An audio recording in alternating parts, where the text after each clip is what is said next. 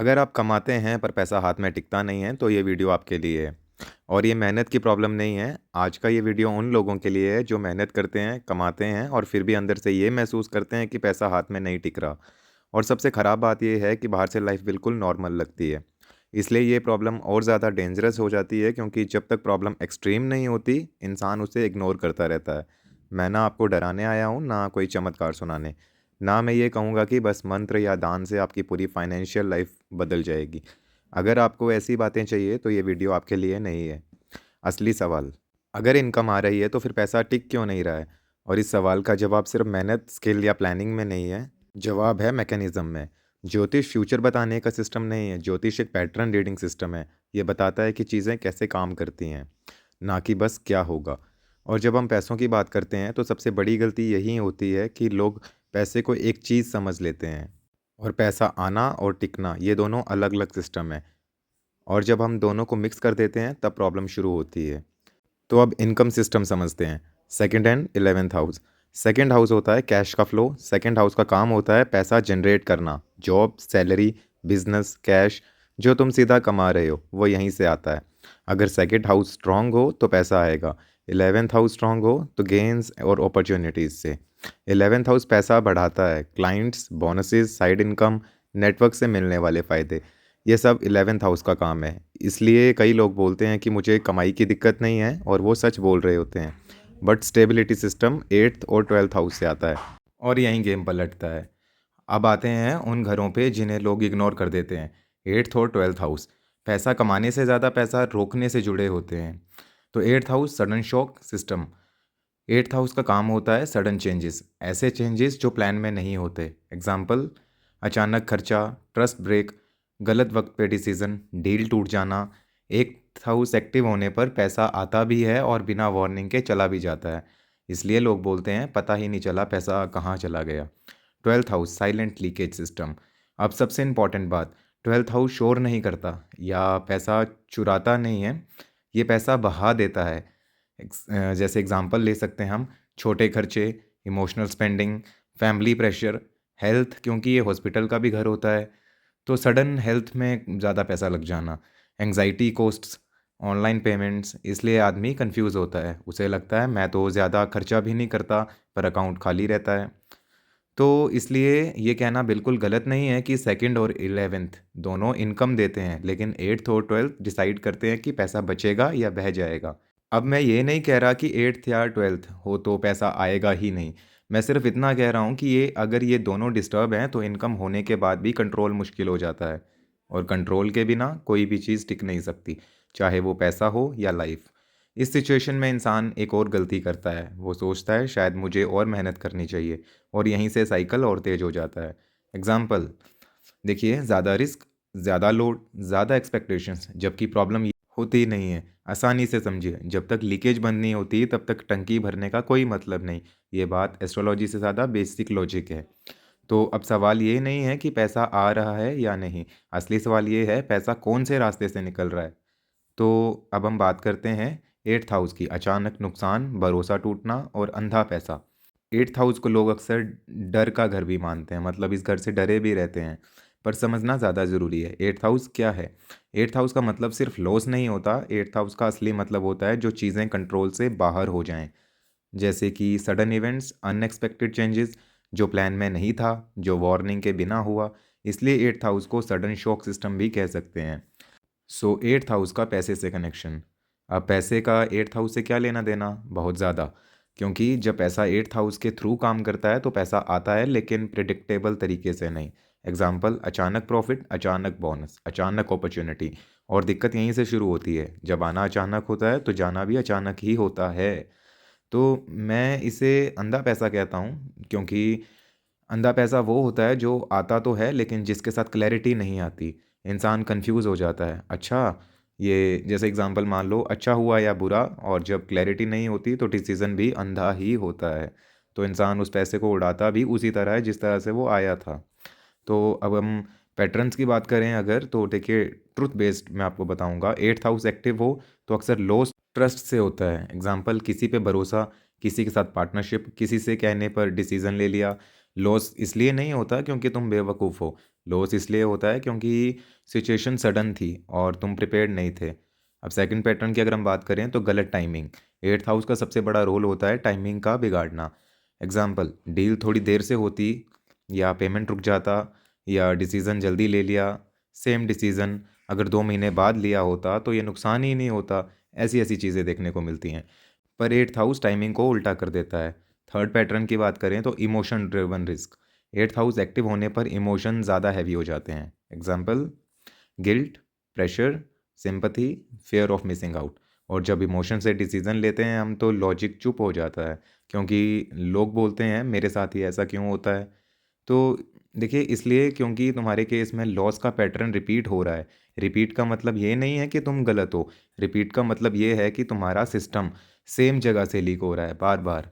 Eighth house मतलब eighth house versus मेहनत। तो यहाँ एक बात क्लियर करना ज़रूरी था कि एट्थ हाउस का नुकसान मेहनत से रिलेटेड नहीं होता है। आप जितनी मर्जी मेहनत करो, अगर एट्थ हाउस के सिग्नल इग्नोर करते रहोगे तो नुकसान रिपीट होता ही रहेगा। तो अगर हम इस हाउस की रेमेडी करते हैं तो इस ये रेमेडी से भी ठीक नहीं होता है। क्यों? अब लोग बोलते हैं कि मैंने पूजा भी की, दान भी किया। तो रेमेडी सपोर्ट देती है पर रेमेडी डिसीजन नहीं लेती। और एट्थ हाउस का गेम डिसीजन पे चलता है। गलत decision plus correct remedy is equals to loss delay हो सकता है, पर ख़त्म नहीं होता। अगर हम प्रैक्टिकल लॉजिक की बात करें तो सोचो एक एग्जांपल, अगर गाड़ी के ब्रेक्स ख़राब हैं तो पूजा से एक्सीडेंट रुक सकता है, पर ब्रेक्स ठीक किए बिना सेफ ड्राइव पॉसिबल नहीं है। एट्थ हाउस भी वैसे ही काम करता है। एट्थ हाउस की वार्निंग साइंस क्या होते हैं सुन लीजिए। अब मैं आपको कुछ साइन बता रहा हूँ, अगर ये साइंस रिपीट हो रहे हैं तो समझ लीजिए एट्थ हाउस एक्टिव है।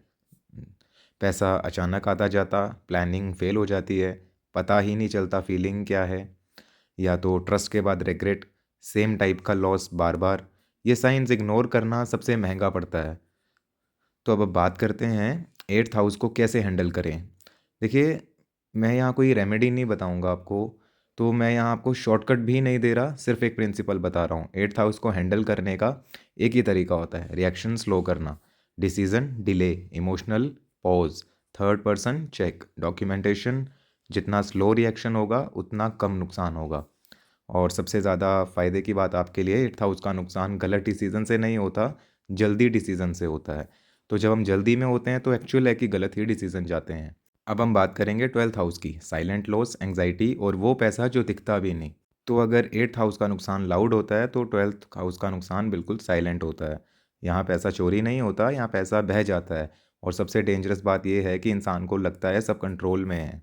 तो ट्वेल्थ हाउस का मतलब सिर्फ खर्चा नहीं होता, ट्वेल्थ हाउस का मतलब होता है जो चीज़ें आपके ध्यान से या ध्यान के बिना निकल जाएं, जैसे कि unconscious actions, unnoticed habits, emotional leaks, energy drains. इसलिए ट्वेल्थ हाउस पैसे से ज़्यादा अवेयरनेस से रिलेटेड होता है। देखिए, कुछ क्यों लोग ये कहते हैं कि मैं ज़्यादा खर्चा भी नहीं करता। अब ये सेंटेंस जो है ट्वेल्थ हाउस का सिग्नेचर है, क्योंकि ट्वेल्थ हाउस में एक बड़ा खर्चा नहीं होता, यहाँ पे 50 जगह से थोड़ा थोड़ा करके निकलता है। एग्जाम्पल, सब्सक्रिप्शंस, ऑनलाइन पेमेंट्स, या हेल्पिंग अदर्स वाली बात, या comfort spending, mental escape purchases. इंसान किसी एक चीज़ को ब्लेम नहीं कर सकता है इस टाइम पे। तो ट्वेल्थ हाउस प्लस माइंड, तो 12वां घर जो है वो दिमाग से जुड़ा होता है। अगर कह सिंपल सा कहना चाहें तो anxiety, over thinking, restless sleep, imagination. जब दिमाग थका होता है डिसीज़न भी थके हुए आते हैं। तो वो, और थके हुए डिसीज़न पैसा नहीं बचा पाते हैं, ये आप जानते हैं। तो अब बात करते हैं स्लीप प्लस मनी कनेक्शन। आज मैं आपको एक ऐसी बात बता रहा हूँ जो ज़्यादातर लोग नहीं बताते हैं। जिसकी नींद ख़राब होती है उसका पैसा स्टेबल रहना मुश्किल होता है। क्यों? क्योंकि late night scrolling, impulsive buying, emotional reassurance spending. So simple सी बात है कि ट्वेल्थ हाउस में पहले नींद गिरती है, फिर पैसा, फिर होता है इमोशनल स्पेंडिंग। मतलब ट्वेल्थ हाउस का सबसे बड़ा लीक होता है इमोशन के थ्रू। एग्जाम्पल लें तो गिल्ट स्पेंडिंग, किसी को मना नहीं कर पाना, अपनी नीड्स को पोस्टपोन करना। या तो कंफर्ट स्पेंडिंग, स्ट्रेस के बाद खर्च, थोड़ा डिज़र्व करता हूँ माइंडसेट, ऐसी फीलिंग देता है। तो थर्ड पॉइंट हम ये ले सकते हैं कि एस्केप स्पेंडिंग, रियलिटी से बचने के लिए खर्च, शॉपिंग, फूड, एंटरटेनमेंट।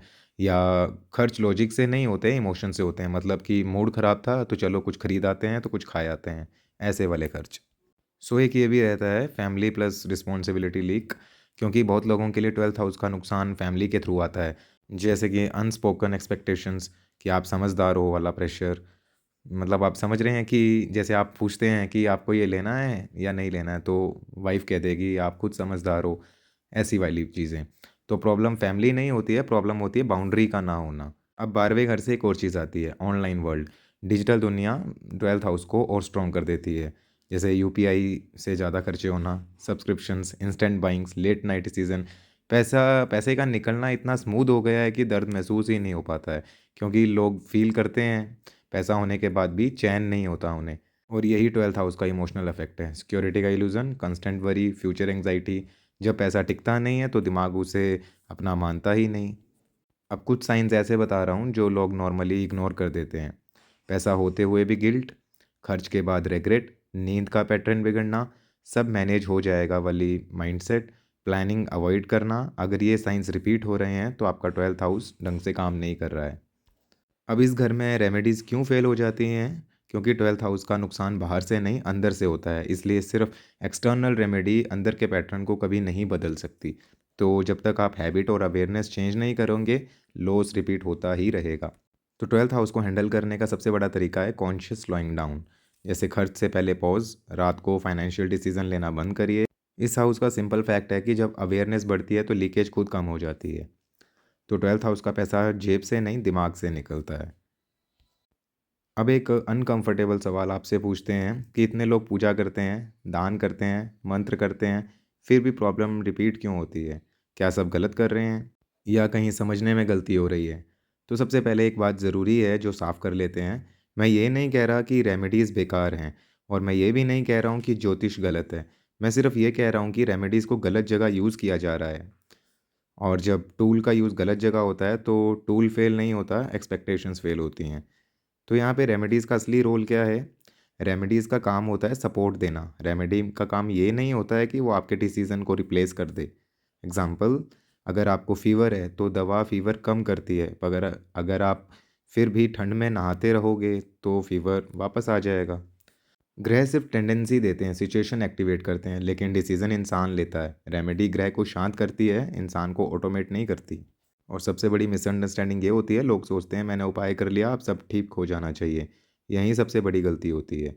उपाय एक शील्ड है, पर आप उस शील्ड के साथ अगर खुद आग में घुस जाओगे तो नुकसान आपका ही होगा। क्योंकि देखिए, अब क्यों लोग कहते हैं कि मैं सब किया फिर भी कुछ नहीं बदला?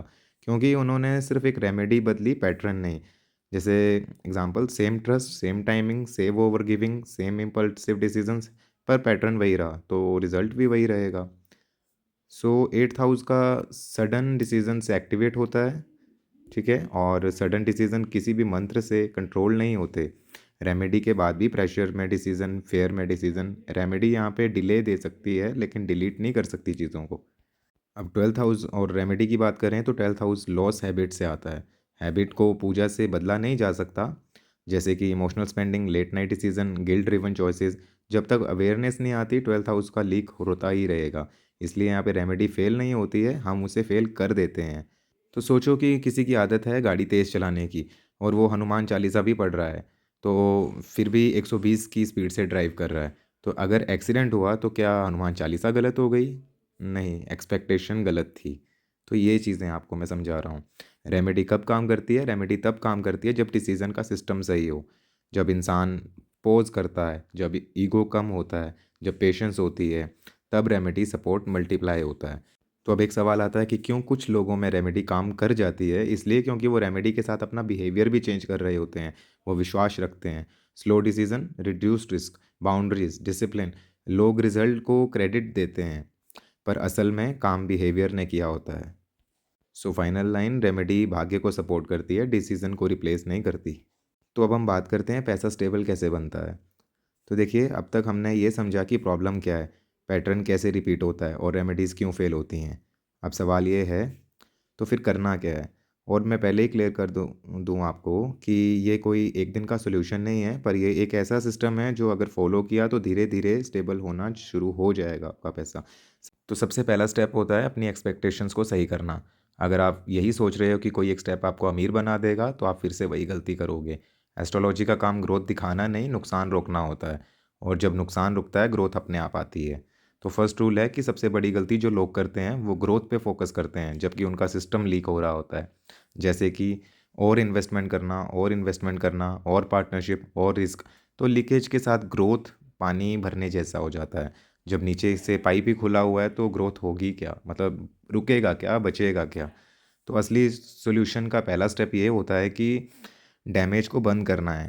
जैसे कि अगले 90 दिन कोई नया रिस्क नहीं लेना। जब नुकसान हो रहा हो उस टाइम कोई नया रिस्क नहीं, कोई नई पार्टनरशिप नहीं, कोई इमोशनल फाइनेंशियल डिसीजन नहीं। इस फेस में गोल पैसा बांधना नहीं, पैसा बचाना है। ये बोरिंग लगता है लेकिन ये सबसे पावरफुल फेस होता है। सेकंड डिसीजन लेना है कि स्पीड को कंट्रोल करो। एट्थ हाउस का सबसे बड़ा ट्रिगर होता है जल्दी डिसीजंस, जैसे कि प्रेशर में हाँ बोल देना, गिल्ट में यस कह देना, एक्साइटमेंट में रिस्क लेना। इसलिए एक सिंपल रूल बनाओ कि कोई भी फाइनेंशियल डिसीजन लेने से पहले 24 घंटे उसको सोचो कि करना है कि नहीं करना है। इस रूल से बहुत सारे लॉसेस रुक जाते हैं, क्योंकि एट्थ हाउस जल्दबाजी में एक्टिवेट होता है। जब हम जल्दी करते हैं तो हमें जल्दी नहीं करनी है, तब पैसा बचता है। Third, emotional filter. हर डिसीज़न के पहले खुद से सवाल पूछो, जैसे कि क्या मैं डिसीज़न इमोशन में ले रहा हूँ, ये क्लैरिटी में। जैसे कि emotion is equals to urgency, clarity is equals to शांति। तो अगर शांति नहीं है तो डिसीज़न ही मत लो। देखिए, ट्वेल्थ हाउस का नुकसान लोगों के थ्रू आता है, इसलिए बाउंड्रीज़ बनाना सबसे ज़रूरी स्किल है। फैमिली हो या फ्रेंड्स, सिंपैथी हो या प्रेशर, बाउंड्री का मतलब रूड होना नहीं, बाउंड्री का मतलब होता है अपनी अपनी लिमिट को पहचानना। तो हर हफ्ते कम से कम नो बोलने से प्रैक्टिस करो, जैसे कि unnecessary spending, emotional help beyond limit, comfort खर्च। हर चीज़ में no no no. Twelfth house के लीक अपने आप बंद होने शुरू हो जाएंगे। अब रूल फोर्थ क्या रहेगा आपके लिए? Sleep is equals to money discipline. जैसे कि ये अजीब लगता है लेकिन सच यही है, जिसकी नींद कंट्रोल में होती है उसका पैसा ज़्यादा स्टेबल होता है। क्यों? क्योंकि late night decision, impulsive buying, anxiety spiral, ये सब ट्वेल्थ हाउस पहले नींद खाता है फिर पैसा। तो 12वें घर की तरफ रात 9 बजे के बाद कोई फाइनेंशियल डिसीजन नहीं लेना, ना पेमेंट, ना शॉपिंग, ना प्लानिंग। सिर्फ इस रूल से काफ़ी लीकेज रुक जाएगी आपकी, मतलब काफ़ी नुकसान होना बंद हो जाएगा। रेमेडी को सही जगह यूज़ करो। अब रेमेडी की बात करें तो रेमेडी को सोल्यूशन मत बनाओ, रेमेडी को सपोर्ट बनाओ। Remedy plus discipline is equals to strength, remedy plus impulsive life is equals to confusion.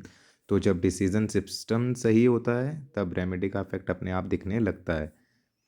तो एक रेमेडी है जो आप सबको करनी चाहिए कि ज़्यादातर शुक्रवार को छोटी कन्याओं को आप खीर बांटिए।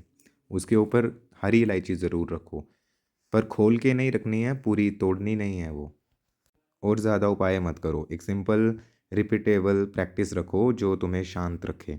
रेमेडी का गोल ये है कि दिमाग को स्लो करना। पैसा स्टेबल तब होता है जब फोकस स्टेबल होता है। जैसे 10 जगह ट्राई करना, 10 चीज़ों में पैसा लगाना, ये सब इंस्टेबिलिटी को बढ़ाता है। आप सिर्फ इतना करिए, एक प्राइमरी इनकम सोर्स को चूज़ करो, उसी को 6 से 12 महीने दो। जंप मत करो। जंपिंग करना एट्थ हाउस को एक्टिवेट करता है। तो अगर आपने सडन बार बार मतलब एक चीज़ पे इन्वेस्ट किया फिर दूसरा जंप किया तो नुकसान होगा ही होगा। वो अलग बात है कि आप एक जगह इन्वेस्ट करने के बाद कुछ दिनों बाद नया काम मतलब नई जगह इन्वेस्ट कर रहे हैं और पुराने को भी आपने उसी स्पीड में चला रखा है। लेकिन सडन सडन करेंगे, जैसे आज एक किया दूसरा कल किया, तो नुकसान होना ही होना है, चाहे वो आपको चीज़ कितनी भी सही क्यों ना लग रही हो। तो इस पूरे बात का मतलब ये नहीं है कि प्रॉब्लम एक दिन में ख़त्म हो जाएगी, इसका मतलब ये है कि प्रॉब्लम और बड़ी नहीं होगी। और जब प्रॉब्लम बढ़ना बंद हो जाती है तब सॉल्यूशन दिखना अपने आप शुरू हो जाता है। एस्ट्रोलॉजी पैसा नहीं देती, एस्ट्रोलॉजी पैसा बचाने का सिस्टम सिखाती है, और जो पैसा बचाना सीख जाता है वो धीरे धीरे कमाना भी सीख जाता है। तो इस वीडियो से कहने का मतलब यही था कि नुकसान होता क्यों है ये मैंने आपको समझाया है। पैसा स्टेबल कैसे किया जाता है वो आपको बताया है। लेकिन क्योंकि 8वां, 11वां, 12वां और दूसरा, इन 2 घरों से हमने कमाना है और 2 घरों में ही हमने ख़त्म करना है। तो अगर हमने 2 घरों में जहाँ ख़त्म कर रहे हैं उस चीज़ को ढंग से समझ लिया तो कमाया हुआ धन आपका आपके पास बचा रहेगा। क्योंकि दूसरा ही घर हमारा ये भी दिखाता है कि पैसा बचेगा कि नहीं बचेगा। तो अच्छा कमा रहे हो तो अच्छा बचा भी सकते हो अगर आप 8वें और 12वें को ढंग से समझ लें, क्योंकि ये 2 घर बचे हुए को उजाड़ते हैं। और इन चीज़ों को फॉलो करने के लिए आपको कुंडली दिखाने की ज़रूरत नहीं है, सब में सेम पैटर्न ही चलता है। और अगर आपके पास पैसा आ ही नहीं रहा है तो उसके लिए कुंडली आपको दिखाना ज़रूरी है, या कोई बड़ा पंगा है जिस वजह से पैसा नुकसान हो ही जा रहा है, तब आपको कुंडली दिखाने की ज़रूरत है। लेकिन मान लो कि आप कमा रहे हैं और पता ही नहीं लग रहा है कहाँ उड़ता जा रहा है, तब ये पैटर्न फ़ॉलो करो।